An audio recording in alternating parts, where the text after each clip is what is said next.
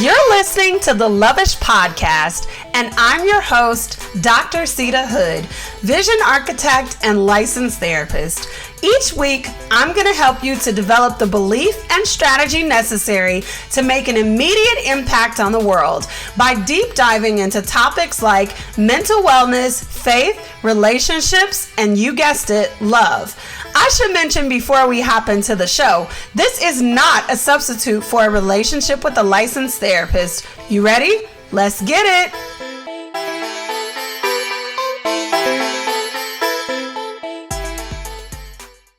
Hi, welcome back for another episode of the Lovish Podcast. I am your host, Dr. Sita Hood, vision architect and licensed therapist. What is in your mug today, honey? What's in there? What's in my mug is going to be the vanilla cream puff coffee from the donut shop, brewed at home in my It's Time to Espresso Yourself 24K mug. What's in your mug? I'm actually feeling on 10 because I just got done with my coaching session with Dr. Latanya Moore, and I talked about this on my stories, but it's so important to get you a you, right? To find like-minded people, to connect with friends, family, coaches, consultants, whatever you want to call it, who can help pull those things out of you that God has placed in you. So important. There has literally not been a session that I've had with her that has not been on point. Definitely well worth the investment. So if you watch this, Dr. Latanya, shout out to you, boo. Look her up. Just look her up. Dr. Latanya Moore. Okay. So I'm feeling really good. As you can see, we do have our water over here and we are minding our business. Today, I want to talk to you about how to show up in your friendships, because I'm finding that I'm having a lot of conversations with people who are struggling to do this, right? Whether it be small problems that are coming up that make you feel away and you haven't addressed them, or just not really knowing how to actually establish a friendship. So I want to talk to you about that today. But first, we're going to have a word from our sponsor for this episode. Meet me poolside in Arizona? You're tired of feeling alone and trapped in a cycle of mediocrity. You're tired of constantly juggling all the things to work in a job where you have no control over the work you do. And if one more person tells you just how easy it is to manifest your dreams, you are going to scream. You don't want to keep complaining because you know you're really blessed, but you just feel really miserable where you are and terrified to take the first step. That's why we're here. We're the Million Collective, Inc., and we're going to help you ditch your notebook and launch your project in as little as 3 months. It's time to unlock the boldest version of you. No more $1 million ideas trapped in your notebooks or in the notes section of your phone. Deep down, you know you've got the genius, the tenacity, and the boldness to bring this project to life. But right now, the path there feels clouded with self-doubt. You want a clear step-by-step strategy to make this project a reality. You want to connect with other bold dreamers just like you. You want a launch strategy that leaves people ecstatic about your project release date. And you want to escape hustle culture, knowing the work that you do makes a difference. We're looking to partner with you. Join 24K Vision, a 90-day accelerator for audacious visionaries to ditch their notebooks and launch their project. Need the quick details? 90 days of support, accountability, and hot seat consulting on our group calls, a 4-day immersive, intimate weekend experience at the Andes Luxury Resort and Spa in Scottsdale, Arizona, 6 months of access to the 24K Club to connect with other audacious visionaries, access to our signature system, the Visionary Blueprint, and so much more. This is not just another program. It is a blueprint and a launch strategy, and we can't wait to partner with you to make your dreams a reality. Go ahead and click the link in the show notes or below this video to learn more.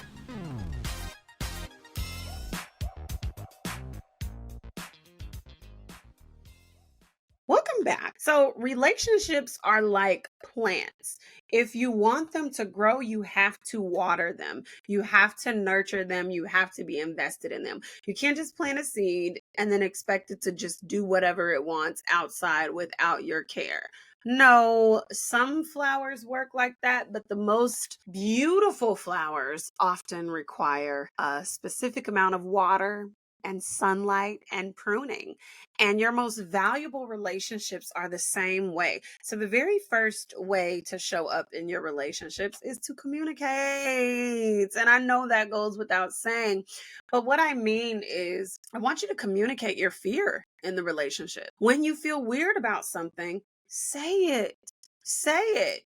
But it's about how you say it, right? So I develop these scripts because I give people scripts all the time for how to say what, how to talk about their boundaries, how to talk about this, how to talk about that, what comes up for them, etc. And they're like, yeah, this bothers me, but I don't want to be mean. I don't want to hurt somebody's feelings. But people are not mind readers. So when you say the thing that's on your heart and your mind, then you find out that it may not be what you thought it was. Too many times we make assumptions about what somebody else's tone means, and a lot of times we be wrong. We be wrong. We be wrong. We be wrong. Okay. Inside of the Abundant Life Society, which is my free community space. Shout out to you, Abundant Life Society members, socialites, and you watching. You're so welcome to come on in. But inside of the Abundant Life Society, we are currently reading Killing Comparison. And one of the things that Pastor Nona Jones talks about in her book is how our preconceived notions paint a narrative for us. So then when people make comments about something that we already believed to be true about ourselves, then that thing is now amplified, even if that is not what the person was trying to say. Context matters. So I know that was a lot to digest. I want to give you an example of that. Let's say that I think that I am fat, right? Let's just put that out there. I think I'm fat, whatever. And then I have a friend who comes and we're going to this brunch together and she sees me with something on and I'm feeling a little bit self-conscious about how pants are like gripping my stomach because I had two babies. Hello, mom pie over here, but still killing it. Okay. But let's just say that this is what I feel. I put this on, whatever. And my friend is like, oh, you gonna wear that? Now, maybe her intent was, oh, are you going to wear that because you're going to be really hot in this place that we're going to? And you sweat a lot. Maybe that was her only intent. But if I think I'm fat, then my brain could interpret that as, oh, she think I look fat and disgusting and ugly in this dress. That's why she said that. But rather than being like, what that mean? Okay, ouch, that hurt, or addressing it, I hold that internally in my mind and in my heart. And I believe now, oh, she thinks she all that. She think I'm fat. She think blah, blah, blah. Just all of these different things and thoughts that the enemy whispers into our ear about what people actually think of us. When in reality, she was just asking, you gonna wear that? Because it's cold in the place or it's hot in the place and what you wearing look like you might sweat and she trying to look out for you because she know you get hot easily. This is what we're talking about. So communicating.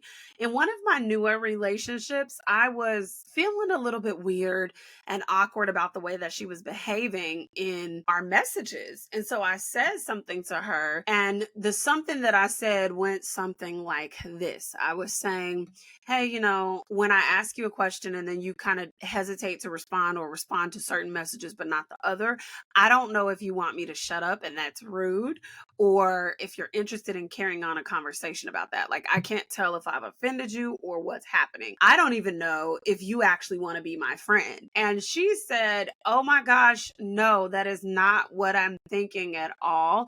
I have had past trauma in my relationships where I've gotten ghosted, where somebody's told my business, etc. And so I didn't even know that that's how I was coming off.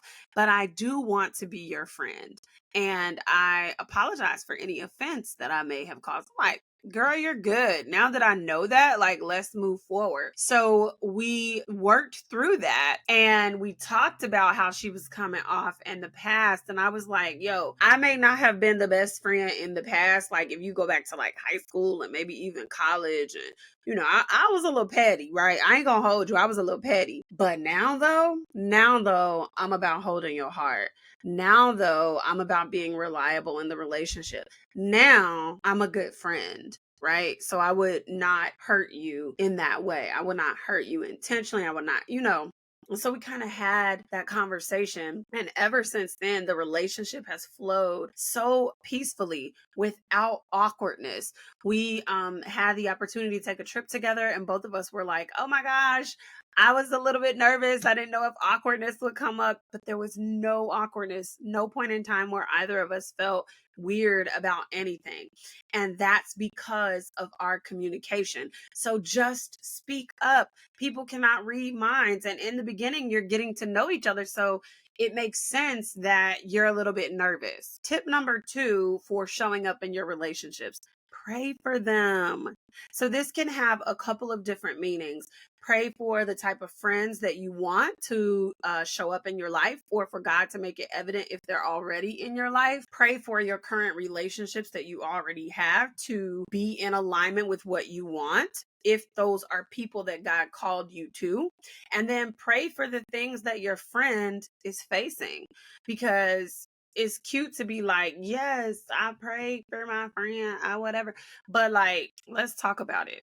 In the natural, if you are ride or die and you see somebody ganging up on squad, are you gonna let that happen, or you gonna jump in and you gonna fight too? Like, I can't watch my friends get jumped. I'm not. No, no, no, no, no, no. And if I'm walking down the street and I know that you would not help me if I was to get jumped, whew, that's a whole nother episode right there. That's another episode. But point being, you're not gonna sit back and let somebody just beat up your friend. You're not gonna sit back and do nothing. So why you letting the devil squad up on them? Why you letting the devil have his way in their life? Like, if you see something, pray about it. If you see something, seek the Lord and his warring angels on the devil and his demons to get up off your friend. Point blank, period. Because we fight over here, spiritually and naturally. Okay. And you want genuine relationships?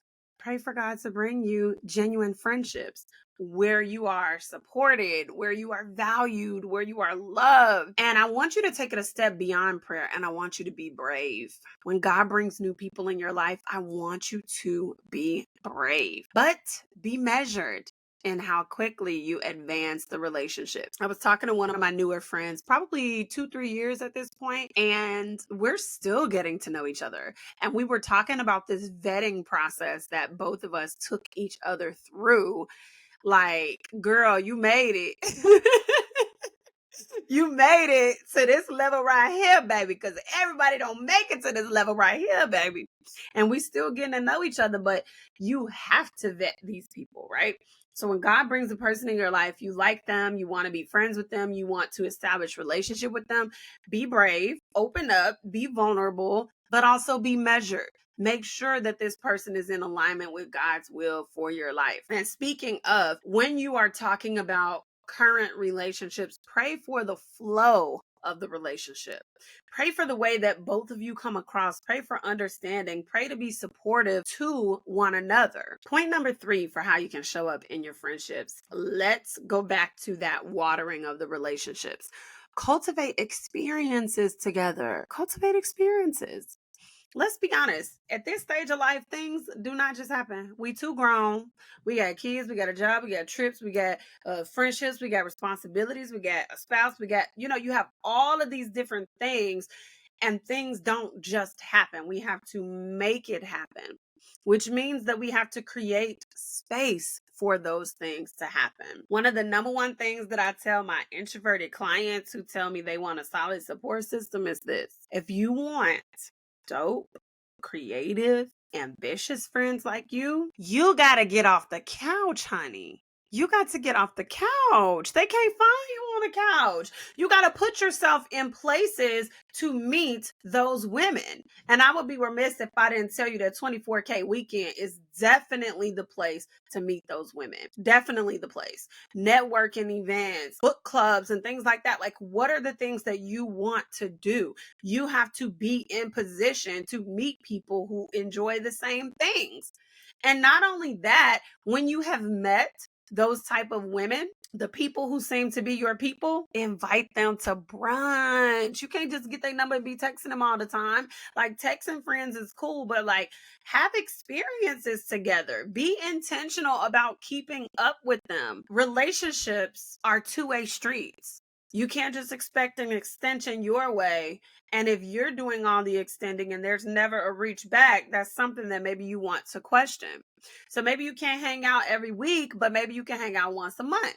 Maybe you can't hang out once a month, but you can hang out once per quarter. Again, relationships are like plants. You have to water them if you want them to grow. So create those experiences. Friend dates are just as important as dates with your spouse. And then tip number 4 is to be yourself. This is another one that's self-explanatory, but I'm going to explain it anyway, okay? Because if you notice that you're feeling pressure in the relationship to show up fake or to not be the most authentic version of yourself, that needs to be explored. You need to explore why you feel the need to fake it with this person. Is it something in you? Or is it something in them? Does something need to be confronted? If we go back to that communication piece, is it something that they said that's throwing you off and now you have this narrative in your head? Are they making you feel pressure to do something, be something? What is the thing? Sometimes people don't know that they're making you feel pressure, but if you communicate, they will stop doing the thing. If they don't stop, honey, you might have to take that as a sign that they are not necessarily somebody who is invested in you wholeheartedly, right? So again, this is why it's important to go to that vetting process. On the other hand, if you feel the pressure, it could also be an indicator that there's a root of something in you that needs to be resolved. So if you're struggling to show up, there could be a number of reasons why you're struggling to show up, and you owe it to yourself to explore that. So I want to do a quick recap of how to show up in your friendships. 1, communicate. You got to communicate. That's just it. We can't get around that. 2, pray for them. Pray for your friendships. We can't get around that either. 3, cultivate the experiences that you desire to have. 4, be yourself. It's time to talk about what I've been loving. Product recommendations, shout outs to family and friends, and overall gratitude. Let's get into it. Welcome back for another What I've Been Loving. This week we have been loving bada bing, bada boom, honey. The 24K Club welcome boxes. Aren't they so cute? Just a little pink box, right? But again, how fun would this be for this to like show up on your doorstep and then you have all these goodies inside? I think when you sign up for virtual programs, you feel like it's virtual. It's not really, I don't know. But I want you to have a real experience and I want you to feel joy when you open up this package, right? I always want to create experiences for people that go beyond their expectations. So yes, you're getting a program that's virtual, but also you're going to get some stuff. You're going to get some stuff and stuff that will help you pour into your dream, your vision, and help you walk abundantly in your next level. And it got to be in a cute box. It got to. So this is what I'm loving. Seeing all the pieces of 24K vision come together and the 24K Club welcome gift. That's ASMR. That's not ASMR. That's not relaxing. Let's see. That might be. I don't know. Are y'all into ASMR? Let me know. Anywho, That's all I have for you today. If you enjoyed today's episode, share the love. Share with your mama, share with your auntie, share with your best friend. Then head on over to Apple Podcasts and leave us a 5-star review. Reviews help the podcast to grow. Well, that's all I have for you this week. I'll see you out in these social media streets. Bye.